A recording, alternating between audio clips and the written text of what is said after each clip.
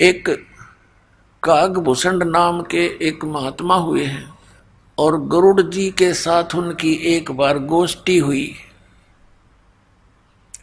आपस में दोनों मिल गए। गरुड़ जी कौन है? भगवान विष्णु के वाहन गरुड़ पक्षी।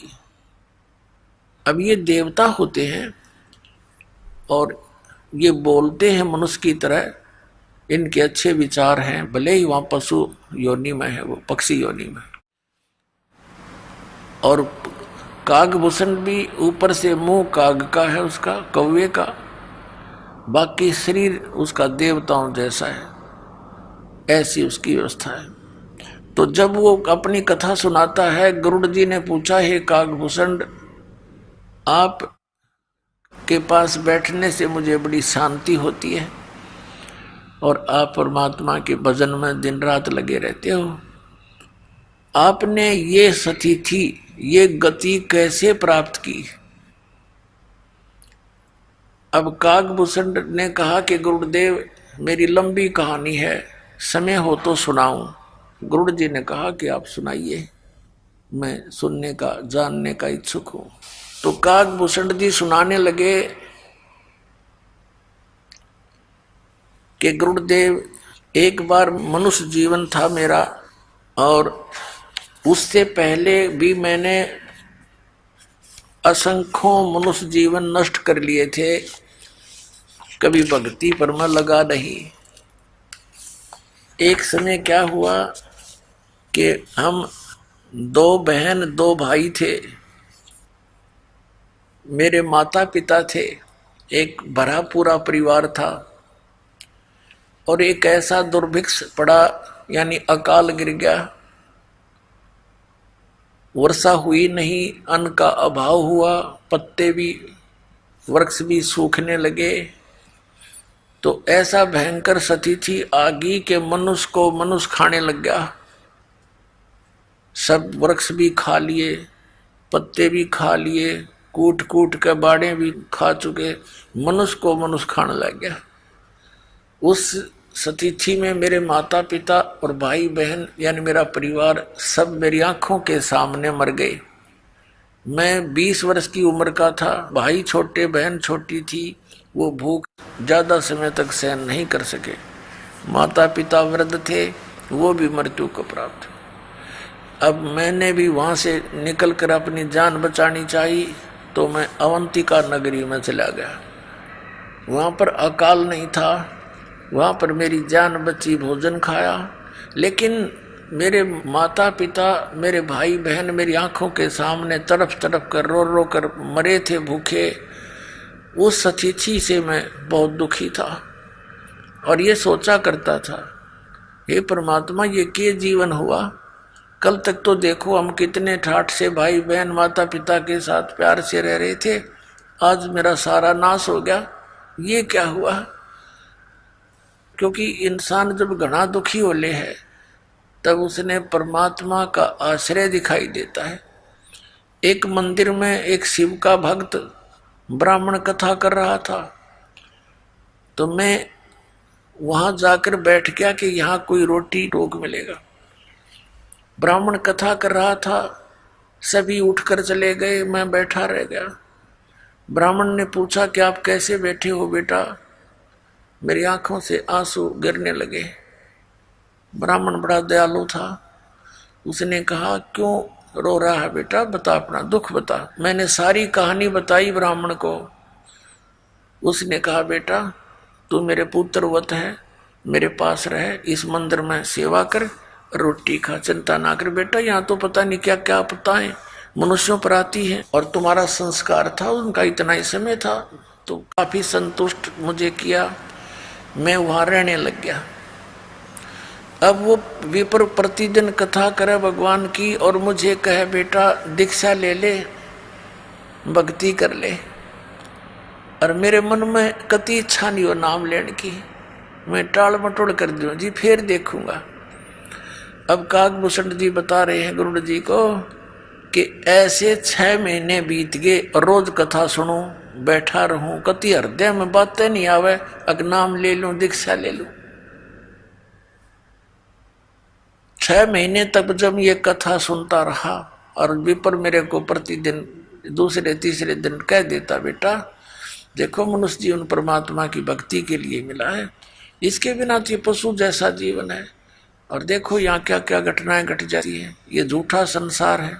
जबकि मेरे इतनी चोट लग चुकी थी, मैं इतना पापी था, ये कह रहा था कागभूषण कि मैं इतना निकम्मा आदमी था, मैंने असंख्यों जन्म मनुष्य जीवन बर्बाद कर चुका था मैं।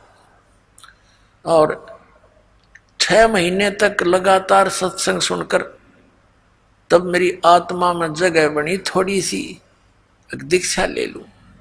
6 महीने के बाद मैंने दीक्षा ले ली। फिर क्योंकि ये पिछले 2 पाप हैं, ये कहीं ना कहीं दबाव दे ही जाते हैं। जो गुरुजी कथा किया करते थे, सत्संग सुनाया करते थे, वो मुझे भी याद हो गया। अब गुरुजी अपना घर चले जाते थे, मंदिर में सत्संग आदि करके, फिर बाद में भी भक्त आते रहते थे, तो मैं कथा सुनाने लग गया उनको, और मेरी आवाज भी बढ़िया गुरुजी से, क्योंकि मैं युवा था, वो वृद्ध हो रहे थे 50-60-70 साल के, और वही कथा वो सुना और मैं अच्छा लतीफेदार ढंग से गा गू कर खूब बढ़िया सुनाने लगा। तो जो आने वाले श्रद्धालु थे उनकी आस्था मेरे में घनी होगी और मेरी प्रशंसा करें, अको हो आपकी तो बड़ी गजब की आवाज है, आप तो कोयल सी बोलती है, वाह वाह वाह, हृदय में लगती है। अब श्रद्धालु तो श्रद्धालु ही होते हैं, राम की कथा कोई सुना दे अच्छी लगती है, और कोई गा गू का ढोलक ढालक बांध कर सुना दे और ज्यादा, क्योंकि कान का विषय प्रबल है। पुण्यात्माओं, इस प्रकार ये जीव मार खाता है। अपनात्माओं, जैसे कई भक्त अनजानपने में कहते हैं, जैसे दास पहले देखा करता था, ये कबीर पंथी विशेष कर क्या करते हैं, एक तारा लेकर के गाते हैं परमात्मा की वाणी शब्दों को, और बड़े सुरीले सुर में गाते हैं, बड़ी लय से गाते हैं। कोई तो फिल्मी गानों पर भी तबले तबले बांध कर परमात्मा की वाणी सुनाते हैं, और फिर क्या कहते हैं, भाई इसकी आवाज बहुत बढ़िया है, भाई तो सुना। वो दूसरे को बैठा देते और उसको खड़ा कर देते, दूसरा कहता है इसकी और सुन, 2 बोल देख यू क्या सुनाएगा, वो तीसरे ने खड़ा कर दे, वाह भाई वाह, इसकी और गजब की आवाज, तू सुना भाई। अब यहाँ परमात्मा कहते हैं ये तो शराबी होते हैं ना, शराबी, वो करा करें ऐसी बातें, इसकी आवाज बढ़िया है, इसकी आवाज घटिया है, अरे कोई बात है। अब जैसे किसी का चोरी होगी और एक व्यक्ति ने आकर कहा कि भाई आपके घर में चोरी हो गई है, यदि उसने कोई भांग या शराब नहीं पी रखी होगी तो इतनी बात पर्याप्त है, और जय उसने कर रखा हो नशा, और उसको कोई कहे कि आपके घर पर चोरी होगी, और वो नो कहे चोरी होगी भाई आपके, अब वो नो कहे, नो नहीं गा के सुना, वो कितना अच्छा लगेगा, आपके चोरी हो गई, ये बात तो उसे कहता ही अच्छा ना लगा आदमी, और वो नो कहा हाँ वाह वाह वाह, इसलिए सही बताई। दूसरा और ऐसे क्यों शराबी ये गा सके, शराबी ये बातें कह सकता है, तो दूसरा शराबी फिर और अच्छी तरह लय से गाता है, आपका चोरी हो गई, और वाह वाह वाह क्या बात की, इसने सही बताई। अरे मूर्ख, यदि इतना बतेरा था, कोई किसी भाषा में समझा दे भाई चोरी हो गई आपके घर में, जब होश में हो तो तुरंत फड़क ले आदमी और उठ कर चल पड़े, जाके देखो कितना नुकसान हो गया। और कोई न कहे इसकी आवाज बढ़िया नहीं, इसकी बढ़िया लगी है, तो ये दोनों शराबी हैं, वो यानी अज्ञानी है, मूर्ख है। अरे इतनी सी बात, परमात्मा कहते हैं कोट जन्म तन भ्रमत हो गया, कुछ ना हाथ लगा रे, और कुकर सुकर खर बोरे कौआ हंस पुकारे, कोट जन्म तू राजा की ना मिटी न मन की आशा, और भिक्षकों के दर दर घूमा, ये मिला ना निर्गुण रासा। जैसे एक बहन का इकलौता पुत्र मर गया, और वह रो रो के पद्य भाग की तरह बोल रही थी, हे बेटा अब मेरा क्या होगा, तो वो गा नहीं रही थी, वह रो रही थी। तो संतों ने जो ये शब्द बनाए हैं ये हमारे लिए इसलिए बनाए हैं कि जब आदमी रोते हुए गाता है उसका असर न्यारा होता है। और उसको सिंपल वे में भी बोला जा सकता है कि यूं सौदा फिरना ही संतो, ये सौदा फिरना ही, ये लोहे जैसा ताव जाते काया देश रही। तीन लोक और भवन चतुर्दश सब जग सौदे आही, और दुगने तिगने किए चौगने किन्हों मूल गवाई। फिर क्या बताते हैं कि यो दम टूटे पिंडा फूटे लेखा दरगाह माही, उस दरगाह में मार पड़ेगी त्रिजम पकड़ेंगे बाही। फिर क्या बताते हैं कि बांध पिंजड़ी आगे धर लिया मरगट को ले जाही, अग्नि लगा दिया जद लंबा फूक दिया उस ठाई। फिर क्या बताते हैं कि फिर पीछे तू पशुआ की जय गद्दा बैल बनाई, ये 56 भोग कहा मन बोरे कि तो कुर्डी चढ़ने जाई। तो पुण्यात्मा गा के सुनाने की बात से ये तो गाना रोने के हिसाब से है।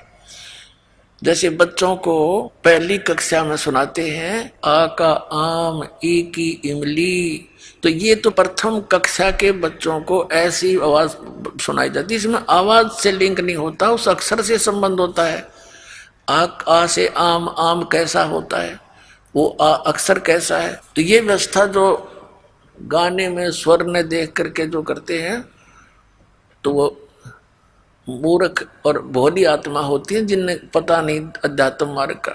तो क्या बताया कि नर से तू पशुआ की जय, और गद्दा बैल बनाई, ये 56 भोग कहा मन बोरे कि तो कुर्डी चढ़ने जाई।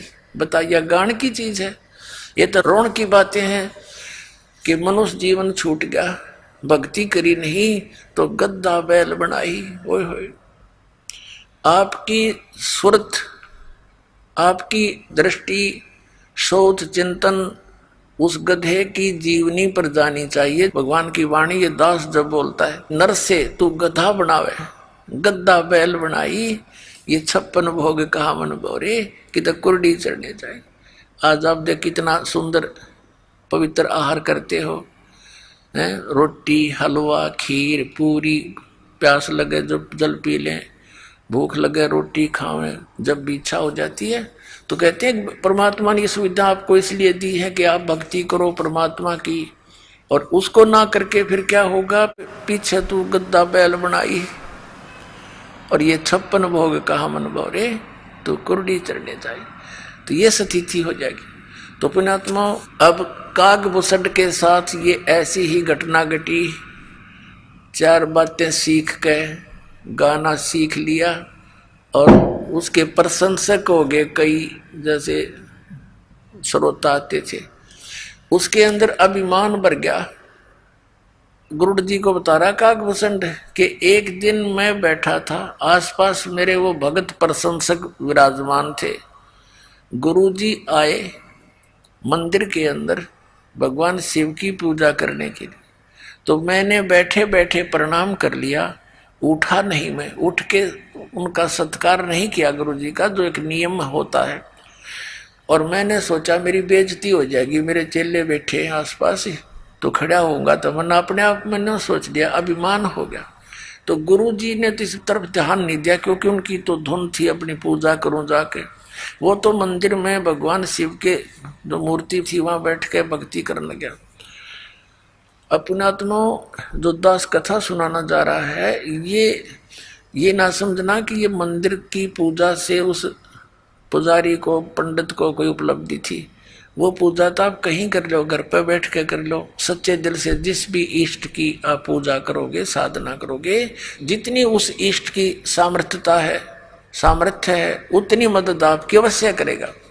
कबीर साहब कहते हैं जो जाकी सरना बसे ताको ताकी लाज, और जल सुई मछली चढ़ जाइए बह जाते गजराज। अब जैसे जल ऊपर से गिर रहा है ऐसे झरना टाइप, तो उसके सामने तगड़े से तगड़ा हाथी भी, शक्तिशाली हाथी भी खड़ा हो तो उसको भी वो जल बहा ले जाता है, पटक देता ठाके। और मछली को अलाउड कर रखा है उसने, तो कितने घूम, क्योंकि वो उससे एक विशेष लगाव रखती है जल से। उसने उसके अपने सारे नियम तोड़ दिए उसके लिए।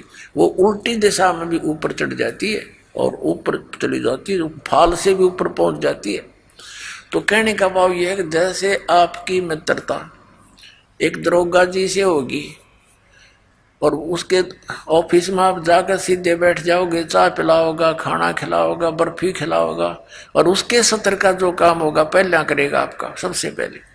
और वहाँ वैसे दरोगा के थाने में जाना आम आदमी की हिम्मत नहीं, और वो उसके लिए एक आम बात होगी। ऐसे ही कोई डीसी से मित्रता किया हुआ तो उस सत्र की, अपने सत्र की जो भी सहयोग सहायता है अपने मित्र को वो डिप्टी कमिश्नर भी देता है। और इसी प्रकार किसी की मंत्री से जान पहचान है तो मंत्री अपने सत्र का लाभ देगा ही देगा, और जिसकी मुख्यमंत्री से है इसी तरह जानो आगे प्रधानमंत्री से जिसकी मित्रता होगी तो उसके आगे पे सारी फेल होगी। अब कहते हैं जो जाकी शरणा बसे ताको ताकी लाज, और जल सो ही मछली चढ़ जाए ये बह जाते गजराज। तो भगवान शिव की साधना करता था, सच्चे दिल से करता था, तो भगवान शिव भी कोई छोटी बात नहीं, एक विभागीय मंत्री है इस 3 लोक में, काल के एक ब्रह्मांड में। अब जब वो ये पुण्यात्माओं ये कंसेप्ट साथ साथ इसलिए क्लियर करने पड़ते हैं कि आप लोगों के मन में वो पुराना बहुत ज्ञान अड़ा पड़ा है, कति यहाँ तक ठोक रखे हम, अब वो सारा निकालना पड़ा है। रेग मार मार के कति कूणिया भी साफ करना पड़ता है, कहीं पेंट ठीक ना हो। अच्छा जो पेंटर होता है वो रेग मार बड़ा सावधानी से लगाता सब जगह, कहीं जंग रह गया तो फिर टिकन नहीं देगा, इस लगा लगा खराब हो जाएगा। जब वो पुजारी पंडित जी ब्राह्मण भगवान शिव की पूजा में मस्त हो गया, आकाशवाणी हुई भगवान शिव की उस मंदिर में, कह रे धुरत कागभूषण तेरे को 1 लाख वर्ष तक नरक में डालूंगा। अब उस गुरुदेव ने भी आकाशवाणी सुनी, वो उस बच्चे को बुलाया, बेटा क्या गलती कर दी तूने, भगवान तुझसे क्यों अक्षुब्ध हो गए, अरे माफी मांग, अक्षमा याचना कर। अपने आत्माओं कबीर साहब कहते हैं बहुत प्यारा बालक माँ का, और उससे बढ़कर शिष्य गुरुओं का। माता पिता को बच्चा कितना प्रिय होता है, और कहते हैं उससे भी 100 गुना, कई गुना जो है गुरु को शिष्य प्रिय होता है, क्योंकि वो वचन का पुत्र पुत्री होते हैं उसके, और माता पिता के बंद के होते हैं। तो वो अपना मान लेता उस दिन से, जिस दिन से वो शरण ग्रहण कर ली, नाम ले लिया, और उस दिन से उसके कल्याण के लिए वो हर तरह से सोचता है कहीं इसको हानि ना हो जाए। तो उस गुरुदेव ने कहा हे परमात्मा, हे भगवान, बालक बोला था, कोई गलती हुई हो तो माफ कर दो। कहते हैं 1 पैर तक, यानी लगभग 4 घंटे तक 1 पैर तक खड़े रहे। 4 घड़ी का 1 पैर होता है उसे, तो 1 पैर खड़ा रहा तो फिर प्रार्थना करते रहे। तब आकाशवाणी फिर हुई कि जम के लोग चलो रे भाई, हमरा वचन न खाली जाई। आकाशवाणी में कहा कि जब तू अपने गुरु जी का आदर नहीं कर सकता और मेरी भक्ति कर रहा है तो मेरी के टाट काटेगा तू, यहाँ कर भी एक को बद करेगा। जब पुण्यात्मा एक नियम है मालिक का, परमात्मा कबीर साहब कहते हैं गुरु मानुष कर जानते ते नर कहिए अंध, और महादुखी संसार में आज्ञा काल के फंद। कबीर साहब कहते हैं मम संत मुझे जान मेरा ही स्वरूपम। अब जैसे ये दास है और परमात्मा कबीर जी का भेजा हुआ उसका प्रतिनिधि समझो, उनका दास हो, आपके लिए इस दास को एज ए कबीर परमेश्वर ट्रीट करना पड़ेगा। जब वो राजी होगा, जब वो प्रसन्न होगा, क्योंकि वो भगवान ये दृष्टि रखते हैं कि आज जैसा व्यवहार ये इस मेरे भेजे हुए संत के साथ कर रहा है, अगर मैं इसके स्थान पर होता तो ऐसे ही मेरे साथ ये ऐसा करता। तो क्या बताते हैं, गुरु गोविंद कर जानियो रहियो शब्द समाए, मिले तो दंडवत बंदगी नहीं पल पल जान लगावे। गुरु को परमात्मा जानकर अपना जीवन सफल करे, और मिले जब दंडवत बंदगी नहीं चिंतन खूब करे। तो क्या बताते हैं, जैसे एक गणित का प्रश्न होता है, जैसे गणित का प्रश्न होता है उसमें एक मूलधन ज्ञात करना होता है और वो मूलधन करोड़ों की राशि का होता है। उस ऋण के उस सवाल में, प्रश्न में मूलधन ज्ञात करना पड़ता है। तो सपोज करना पड़ता है, मान लीजिए मूलधन 100 रुपये, और मूलधन 100 रुपये माने बिना वो ओरिजिनल मूलधन नहीं मिल सकता, यानी वो प्रॉब्लम सोल्व नहीं हो सकती, वो प्रश्न हल नहीं हो सकता। उसके लिए मानना पड़ता है, मान ले मूलधन 100 रुपये, वो 100 रुपये वास्तव में मूलधन नहीं होता, लेकिन उसके बिना वो वास्तविक मूलधन मिल नहीं सकता, कभी नहीं।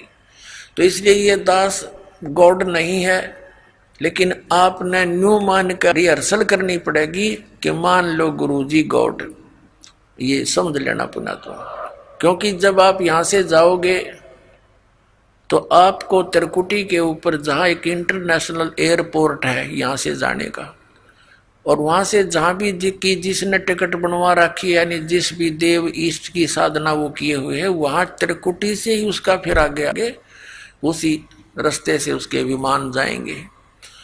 तो वहाँ जब आप पहुँचोगे ये दास खड़ा दिखाई देगा आपको, परमात्मा इस दास के रूप में वहाँ मिलेंगे, और आपकी जैसी श्रद्धा यहाँ होगी ऐसी वहाँ होगी। ये तो रिहर्सल है, एक ट्रायल है। तो जैसा आपका बर्ताव इस दास के प्रति यहाँ होगा ऐसा ही वहाँ होगा। अब जैसे दास यहाँ खड़ा है बाहर और आप वहाँ बैठे हो, मस्ती मार रहे हो, एक गप्पे कर रहे हो, तो ऐसा ही भाव फिर वहाँ होगा। तो भगवान निकल जाएंगे, तुम मुड़े गप्पे मारते रह जाओगे। तो जो ही गुरुजी आते हैं, आप देखते हो कोई भी गुरु है कहीं पर भी, वो नकली है, उनके प्रति भी वो ऐसी श्रद्धा रखते हैं जो पुण्यात्मा है, क्योंकि उनका स्वभाव है। एक टक दृष्टि रखते हैं जब तक वो आंखों के आसपास रहते हैं। तो ये उनने पिछले जन्मों से अभ्यास कर रखा, जो पुण्यकर्मी प्राणी पिछले जन्मों से आ रहे हैं भक्ति करते हुए। तो ये नियम है, विधान है इस भक्ति का। तो वहां जैसा जिसका आपने यहाँ प्रैक्टिकल कर रखा है, वो तो वैसा ही वहां होगा आपका स्वभाव। तो इसलिए गुरु जी को एज ए गॉड ट्रीट करके उसके साथ फिर ऐसा व्यवहार करें। गुरु के सम्मुख वचन नहीं कहे, सो से रहनी गहनी सुख रहे। तो इस प्रकार जो नियम है, गुरु सम्मुख ले झूठ सजोई, निश्चय नरक पड़े से सो। तो इस तरह की जो परमात्मा ने फाउल पॉइंट बता रखे हैं, उन फाउल पॉइंटों से डर रहे। अब कागभूषण को आकाशवाणी में भगवान शिव ने बताया कि रे निकम्मे व्यक्ति, जब तू अपने गुरु का सत्कार नहीं कर सकता तो मेरा क्या लगा तू, और तुझे नरक में ठोकूंगा। इस संति से दयालु होते उस ब्राह्मण ने, उस पुण्यात्मा ने बार बार प्रार्थना की, हे परमात्मा आप तो दयालु हो, आप तो बख्शनहार हो, बालक है, छोटा बच्चा है, गलती होगी, इससे माफ करो। अरे क्या कर दिया तू नालायक, बता क्या कर दिया। तब आकाशवाणी में कहा कि ये अपने गुरु का आदर नहीं किया, खड़ा होकर के इसके अंदर अभिमान समा गया था, इसका ये दंड इसको भोगना ही पड़ेगा। फिर बार बार प्रार्थना करने से शिव जी ने कहा कि तेरे गुरु जी की प्रार्थना स्वीकार होती है, लेकिन नरक में तो तुझे जाना ही पड़ेगा, मैं इसको चेंज नहीं कर सकता। लेकिन उस नरक में तुझे यम के दूत दुखी नहीं करेंगे, ये मैं आदेश दे दूं। अब उसको इतना सहारा मिल गया, उसकी मृत्यु होगी कुछ वर्षों के बाद, नरक में तो जाना ही पड़ा। लेकिन यहाँ के इतनी सुविधा ये दे सकते हैं, जैसे एक मंत्री की कोई जान पहचान हो जाए, होम मिनिस्टर से कोई उसका मित्र और रिश्तेदार, और उसकी कैद हो जाती है। अब उसने रहना तो पड़ेगा जेल में, लेकिन रहेगा उड़े बिल्कुल बटेऊ की तरह, कोई कुछ नहीं दुख दे सकता। तो उस कागभूषण को इतना सहारा तो मिल गया, लेकिन रहना पड़ा उस नरक में। अब जैसे वहां नरक में चाहे कुछ भी ना, कोई यम के दूत दूसरा ने पीटे जब कलजा पाटे, और नरक में हाहाकार माचरी, कोई काटे जा रहे हैं, कोई नरक में ठोक रखे हैं, गंध पड़ा, सड़ांध उठ रही है, रहना वहीं पड़ा। अब दास ये कहना चाहता है इस कथा के द्वारा कि जो पुण्यकर्मी प्राणी हैं, पिछले जन्म मनुष्य जीवन के पाते हुए आ रहे, वो तो भगवान की कथा सुनते ही तुरंत कहीं ना कहीं चिपक जाते हैं। तो उनका स्वभाव है जैसे दीपक के ऊपर पतंग न चाहते हुए जाकर गिर जाता है, भले ही वो जल जाए, लेकिन उसका स्वभाव है उसको शीतल और उत्तम वस्तु जानकर जाता है। तो जितने भी ये पुण्यकर्मी प्राणी थे, इन नकली संतों काल के दूतों को एक परम संत धनी जानकर उस दीपक की तरह जा चिपके और 100 साल से बैठे वहां पर। कोई मन में न्योय नहीं आया कि ये नकली आदमी है, इसने कख नहीं पता, ना सतनाम का, ना सतलोक का, ना सचखंड का, और आप भूत बन कर बैठ गए और उन पुस्तकों को पढ़ते रहे श्रद्धा से कि ना जो गुरु जी ने लिख दी वो बिल्कुल सही है। देखो भगत की श्रद्धा ऐसी ही होती है और होनी भी चाहिए, ब्लाइंड फेथ होना चाहिए। लेकिन नकलियों ने उनका दुरुपयोग कर लिया, उनके उस श्रद्धा को उन्होंने दुरुपयोग किया और उनका नाश कर दिया।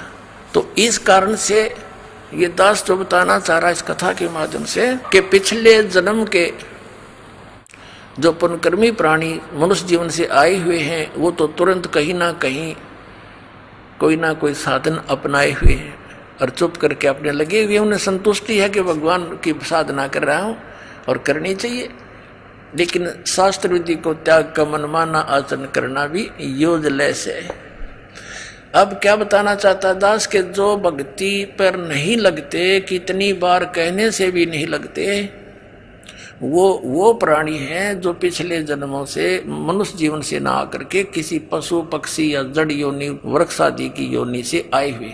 तो ये गागभूषण बता रहा अपनी सच्चाई कि पिछले जन्म के ना जाने कितने मनुष्य जीवन तो मैंने बर्बाद कर दिए, वो तो कहीं हाथ नहीं लगे। और एक जन्म से मैं स्टार्ट हुआ, मेरे साथ ऐसी भयंकर घटना भी घटनी, फिर भी आत्मा नर्म नहीं हुई इस नीच की। और 6 महीने तक गुरु जी के वचन सुनता रहा, फिर भी मन में नाम लेने की प्रेरणा बनी ही नहीं। और फिर भक्ति पर लगा तो यह कुबद कर दी, या तो वो लगे नहीं, लगेंगे तो मर्यादा नहीं रख सकते, उनमें कोई न कोई बुरा संस्कार कहीं ना कहीं प्रबल हो ही जाता है। अब फिर भी स्टार्ट होगी किसी ना किसी जन्म से। तो अब दास का कहने का भाव ये है कि जैसे आपका कोई भाई बहन मित्र है, वो नाम ना लेना चाहे तो सत्संग के दौरान हमने अलाउड कर रखा है, अनउपदेशी भी आश्रम में प्रवेश कर सकता है और 4 दिन 3 दिन का सत्संग वो सुन सकता है। उसको अवश्य लावे, 1 दिन 2 दिन 10 20 सत्संग सुन के कभी तो परमात्मा की वरजा होगी उस पर, क्योंकि ये अमृत वाणी है, ये सब सिद्ध वाणी है सुख संवेद की, कबीर परमेश्वर की। जैसे एक किसी को सर्प डस जाता है और वो अचेत पड़ा होता है, एक गारडू एक मंत्र सिद्ध करता है सर्प का विष उतारने वाला, उस मंत्र को बोलता है, एक वाणी होता है, श्लोक सा होता है, उसके बोलने से बार बार बोलने से उस अचेत पड़े व्यक्ति का विष उतर कर वो सचेत हो जाता है। जबकि ना वो सुन रहा है ना उसकी कोई भाषा समझ रहा है, ये बोल क्या रहा है। तो इस परमात्मा की ये वाणी इतनी सवसिद्ध है कबीर जी की, परमेश्वर जी की। परमात्मा प्राप्त जितने भी संत हुए हैं, जैसे आदरणीय गरीबदास साहिब जी, आदरणीय धर्मदास साहिब जी, आदरणीय नानक साहिब जी, आदरणीय मलुकदास साहिब जी, आदरणीय दादू साहिब जी, आदरणीय गरीबदास साहिब गांव छुड़ानी जिला दजरवाड़ी, आदरणीय गीसा दास साहिब जी गांव खेखड़ा जिला मेरठ उत्तर प्रदेश वाले। तो इनका तो दास को पता है कि इनको परमात्मा सीधे मिले और इनको वो ज्ञान अमृत दिया। तो इनकी वाणी में और स्वयं परमेश्वर की वाणी में ये एक सबसिद्ध वाणी है, जिससे हमें बहुत ज्ञान यज्ञ का पुण्य मिलता है और आत्मा के ऊपर दुष्कर्मों का जो विष चढ़ा हुआ है वो भी धीरे धीरे हटकर फिर प्रेरणा बन जाती है परमात्मा की भक्ति करने की। तो इसलिए सत्संग में लाना, वो भी आते रहेंगे, उनको ठीक है देर से असर होगा इस कागभूषण की तरह, लेकिन वो कलम चढ़ जाएगी किसी ना किसी युग में और फिर स्टार्ट भक्ति हुई, धीरे धीरे सफल भी होगा। कागभूषण बता रहा है फिर उसके बाद नरक भोगने के बाद मेरा मनुष्य जीवन हुआ और भक्ति की कुछ पिछले संस्कार से फिर प्रेरणा बनी। एक समय लोमस ऋषि जी कथा कर रहे थे और मैं बन गया वकील, मैं क्रिटिसाइज करने लग गया उसकी। मैंने कहा कि महाराज जी आप तो सरगुण भगवान की कथा सुना रहे हो, हम तो निर्गुण के अधिकारी हैं, हमें तो निर्गुण भगवान के बारे में बताओ। अब कागभूषण को लोमस ऋषि जी ने बहुत कुछ समझाने की चेष्टा की, भाई देखो आम के बीज के अंदर, गुठली के अंदर निर्गुण रूप में आम है, आम का पेड़ है। अब उस गुठली को, बीज को बीजा जावे जमीन में, सिंचाई करे, फिर वो पौधा होगा, फिर पेड़ होगा, फिर उसका फल लगेंगे। वो निर्गुण काम का है कि ये सरगुण। अब काकभूषण ने बोला मेरे समझ में ना आई ये बात, क्योंकि मेरी तो बुद्धि भ्रष्ट थी और अपनी जान में वकील पाक रहा था मैं, थोड़ा बहुत ज्ञान कहीं से सुन के। क्योंकि जो मनुष्य जीवन से दोबारा मनुष्य जीवन प्राप्त है वो प्राणी अवश्य भक्ति के लिए भटकता है। जैसा उसने ज्ञान कहीं कहीं से सुना वो फिर वक्ता हो चुका था। तब लोमस ऋषि ने 2-3 प्रमाण और दिए भाई। कहते हैं शिव की जटा में थी गंगा भाई, और भागीरथ ने वह गुप्त वस्तु प्रगट दिखलाई, यानी यहाँ प्रगट कर ली। ये निर्गुण हमें नहीं दिखाई देती, वह एक जगह थी, हमारे तो काम आई नहीं, हमारे लिए तो निर्गुण है बिना गुण की। और जब गंगा यहाँ आई तो हमारे लिए तो गुण हो गया इसमें। तो ऐसे समझो वो क्या बताना चाह रहा था लोमस ऋषि, कि परमात्मा ऊपर तो निराकार है और नीचे यहाँ जो राम और श्री कृष्ण रूप में आते हैं तो ये सरगुण है, ऐसे बता रहा था। इनकी यहीं तक सोच है। तो उसने क्या कहा काकभूषण ने कि आप तो वैसे ही कह रहे हो, यानी कुछ ऐसी उठपटांग बात कह दी। तो लोमस ऋषि ने उसको श्राप दे दिया, अरे चंडाल, तू ना ज्ञान को सुनता है ना सुनने देता है, तेरा चंडाल का जन्म होगा। अब काकभूषण कहता मुझे पिछली बात याद आएगी कि मैंने गलत कर दिया, मुझे क्रोध नहीं आया, और ऐसे मायूस सा होकर बैठ गया है भगवान, बहुत गलती बन गई, मैंने विवाद किया, और प्रभु आपका वचन शिरोधार्य है, पर मुझ दास को कहीं भी जन्म दे देना, चंडाल के देना या किसी के घर देना रिसीवर, पर एक आशीर्वाद दे दो अपने दास को कि मुझे भगवान की भूल ना पड़े। अब लोमस ऋषि शांत होया, भी कोई बात ना, बालक था, विवाद कर दिया, मैंने भी गलत श्राप दे दिया। तो उसने कह दिया ठीक से बेटा, तुझे भगवान की याद बनी रहेगी। तो काकभूषण कहता कि फिर मेरा जन्म हुआ, ब्रह्मा की पत्नी इनका हंस वाहन है, अपनी हंसनी को लेकर के एक कागचंड के घर गई, यानी गर्भ धारण करवाने के लिए। तो उनके संयोग से हंसनी और कागचंड, काग के संयोग से मेरा जन्म हुआ। तो मेरा बाकी शरीर तो देवता जैसा और मुख है काग जैसा, लेकिन बोलता है मनुष्य की तरह। तो पुण्यात्मा, उसके बाद काकभूषण कहता है कि फिर मेरा उद्धार किससे हुआ। एक जोगजीत नाम के एक संत मिले, उन्होंने मुझे परमात्मा पूर्ण ब्रह्म की साधना की जानकारी दी। ब्रह्मा विष्णु महेश से ऊपर कोई और परम शक्ति है काकभूषण, इन आपके विष्णु जी से शक्तिशाली और परमात्मा है, उसकी भक्ति मैं करता हूं, जिस कारण से ये गति मेरी हुई है। सैकड़ों प्रलय मेरे सामने हो चुकी है और इतनी लंबी मेरी आयु हो चुकी है। अब क्या बताते हैं, बूझे गरुड़ भूषण बियाना, मोह से कहो भेद विधि नाना, वचन सुशील दृष्टि अनुरागी, देवता की दे मुख द्वार मुख कागा। अब काकभूषण जी को गुरुड़ जी कह रहे हैं, मधुकुर बहन सुनंत हो शांति, कहो भूषण मुझिया की उत्पाती, श्रवण सुमृत वचन उमेदा, दाम रसायन सब तन बेदा, परम भेद कहो बहुभांति, मिटे हमारे मन की काती, कौन देश को नगर निधाना, कहो भूषण आदि परवाना, कौन पिता को जननी जाम्या, कौन कुली कौन वंश बखाना, अवरण वरण कला परवेशा, तुम्हारी महिमा कर है शेषा, जल स्वरूप कुछ तरंग न तेजम, इंद्री जीत चढ़े मन से जम, ब्रह्म निरूपण निर्गुण भेखा, कहो भूषण मोहि आज संदेशा, कहे भूषण तुम सुनो खगेशा, तो से भेद कहूं परवेशा, शंख कल्प जुग गए बिहाई, पूर्व जन्म की कथा सुनाई। शंख कल्प जुग हो गए, जामन मरण जिहान, जन्म पूर्व ला तुझे कहूं, सुनो खगेश सुजाने। गरुड़ जी को कागभूषण कह रहे हैं, कह भूषण सुनो खगेशा, अर्थों से भेद कहूं परवेशा। शंख कल्प युग गए बिहाई, शंख कल्प तबन बर्बाद कर दिए और पूर्व जन्म की कथा सुनाई। शंख कल्प युग हो गए, जामन मरण जिहान, जन्म पूर्वला तुझे कहूं, सुनो खगेश सुजान। सुनो गरुड़ मेरा आद संदेशा, भिन्न भिन्न भेद कहूं खगेशा। शंख जन्म पूरब पैमाला, शंखों जन्म पूरब यानी पहले के पैमाल माने नाश कर दिए। शंखों जन्म पूरब पैमाला, और गए जो मिथ्या नहीं संभाला। वो तो मिथ्या गए में संभाल नहीं सका, यानी भक्ति ठीक बनी नहीं, मैं स्टार्ट नहीं करी भक्ति। अवधपुरी एक नगर निधाना, जहां अवतार धरे मोरे प्राणा।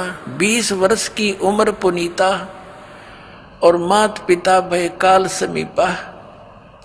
मेरी 20 वर्ष की उम्र थी, मेरे माता पिता और सब परिवार मेरा काल की ग्रास हो गया, नहीं मर गया। पड़ा काल दुर्भिक्ष ताही, और पृथ्वी डोल गई रे बाई। ऐसा भयंकर दुर्भिक्ष गिरा था, अकाल गिरा था कि पृथ्वी भी कांप गई थी, ऐसा हाहाकार मचा था। पड़ा काल दुर्भिक्ष अपारा, मनुष्य मनुष्य का करे आहारा। अन्न का नहीं आहार प्राणी, पड़ा काल दुर्भिक्ष समानी। अवधपुरी हम तजी खगेशा, ताई आए हम मालू देसा। पूरी अवंती लीना बासा, जावा नहीं अन्न की त्रासा। अन्न तो वहां पेट भर खाया, कह भूषण सुनो खगराया। पंडित एक अवंती माही, कथा करण नित शिव द्वारे जाही। 6 मास हम संगति की नी, बौरतास की दीक्षा लेनी। टहल करत शिव पंडित केरी, गुरु चेले का भाव गनेरी। स्वामी करण गए स्नाना, और पूजा अर्पण धूप दयाना। शिव पूजा पंडित अर्थावे, बेल पत्थर धर लिंग बनावे। शिव पूजा पंडित करे जहाँ हम लिया निवास, गुरु दीक्षा मन मैं करी मिटी खगेश प्यास। तन मन अर्पे फेर माला, जाके ऊपर ईश दयाला। यानी कागभूषण जी कह रहे हैं कि वो पंडित जी अपने शिव भगवान के ऊपर कति समर्पित था, जिस कारण से भगवान शिव की उसके ऊपर पूरी कृपा थी। पूजा करण दिवालय आए, ता हम बैठे दर्शन पाए। जहाँ शिव को मोह दिया सरापा, लाख वर्ष तुम जमपुरी राखा। पंडित सुना बचन शिव केरा, ओठ चरण लीन्या गुरु केरा। पंडित शिव का दान लगाया, कल्प करी बालक बोराया। हे रे बालक तू धर शिव का ध्याना, ताते बख्शे तेरे प्राणा। तो पुण्यात्मा, आज का जो सत्संग चल रहा है, ये वर्तमान का समागम, ये किस उपलक्ष्य में है? परमात्मा सतलोक से चलकर आते हैं, अपनी प्यारी आत्माओं को मिलते हैं जो परमात्मा के लिए भटक रहे हैं, और उनको फिर तत्व ज्ञान समझाकर सत भक्ति, वो 2 अक्षर का मंत्र सतनाम देकर उनका कल्याण करते हैं।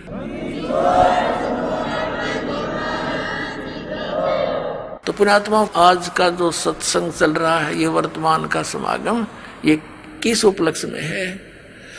परमात्मा सतलोक से चलकर आते हैं, अपनी प्यारी आत्माओं को मिलते हैं जो परमात्मा के लिए भटक रहे हैं, और उनको फिर तत्व ज्ञान समझाकर सत भक्ति, वो 2 अक्षर का मंत्र सतनाम देकर उनका कल्याण करते हैं। अब कागभूषण जी भक्ति भी कर रहे थे, ऋषि संतों से उपदेश भी ले रखा था।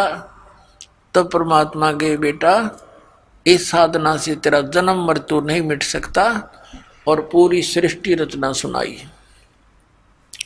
तब कागभूषण ने बताया गरुड़ जी को कि गरुड़ जी, जो साधनाएं आप कर रहे हो, भगवान विष्णु को आप परमात्मा मानकर, ये पूर्ण परमात्मा नहीं है, इसकी तो आप जन्म मृत्यु होती है। अब कागभूषण से ये ज्ञान सुनकर गरुड़ जी की भी आंखें खुल गई कि अभी सचमुच इनकी जन्म मृत्यु होती है। और काकभूषण ने यहाँ तक बताया परमात्मा कबीर जी जो जोगजीत रूप में उनको मिले थे कि बेटा ये ब्रह्मा विष्णु महेश तुम्हारे किसी भी प्रारब्ध के कर्म को कम और ज्यादा नहीं कर सकते। यानी तेरे मृत्यु है तो मृत्यु होगी ही होगी, ये उसमें एक्सटेंड नहीं कर सकते। गरुड़ जी के मन में आया भी बात भी सच्ची है। फिर ये किसी भगवान फिर परमात्मा आकर के गरुड़ जी को भी मिले जब ये चर्चा उनकी चली किसी अन्य रूप में। तो गरुड़ जी को फिर खूब ज्ञान समझाया, उनको मंत्र दिए, प्राथमिक मंत्र देते थे परमात्मा पहले। तो हम क्या करते रहे, जैसे पहले हम परमात्मा के शिष्य बहुत कम होते थे, संसार और काल के पुजारी ज्यादा होते थे, नाम ले लेते थे, कुछ दिन ठीक साधना करते थे फिर छोड़ देते थे। लेकिन वो दयालु हैं, इस पीक टाइम के लिए आप में भक्ति बनाए रखने के लिए वो जगह जगह प्रकट होकर या किसी संत को प्रेरणा कर जाते थे या स्वयं कुछ समय रह करके हमारे कर्म बनवा जाया करते थे, जिस कारण से हमारे मनुष्य जन्म बनते हुए होते हुए आ रहे हैं और आज तक आस्था है भगवान की। और वो यही चाहते थे परमात्मा कि जब तक ये प्राइम टाइम आवे पिछली पीढ़ी का, आस्था बनी रहे मनुष्यों में भगवान की। नहीं तो पुण्यात्माओं अगर 100 वर्ष और लेट हो जाता ये समय आज जो चल रहा है, राम नाम कहनिया भारत में नहीं पाओ, या सच कर बता देता हूं आपको, कति नाश हो जाता भक्ति का। क्योंकि जितने ये पंथ हैं ये सब शास्त्र विरुद्ध साधना कर रहे हैं, और जितने भी हिंदू धर्म के हमारे गुरुदेव हैं ये वेदों और गीता के विपरीत ज्ञान देकर वो साधना करवा रहे हैं जो कति यूजलेस है। और जिस कारण से हमें भगवान की राहत मिल नहीं रही, हम लुटेरे बन गए, हम रिश्वत लेने लग गए, हम मिलावट करने लग गए, जिससे धनी बनना चाहते हैं और दूने दुख आने लग गए प्राणियों। तो इस परमात्मा ने आकर के यहाँ तक आपको आस्था बनाए रखनी थी और अब संभाल लिया। अब आपको वो लाभ मिलेंगे जो भगवान दिया करता है, आपको यहाँ भी सुख देगा जो आवश्यक होंगे आपके लिए, और आपको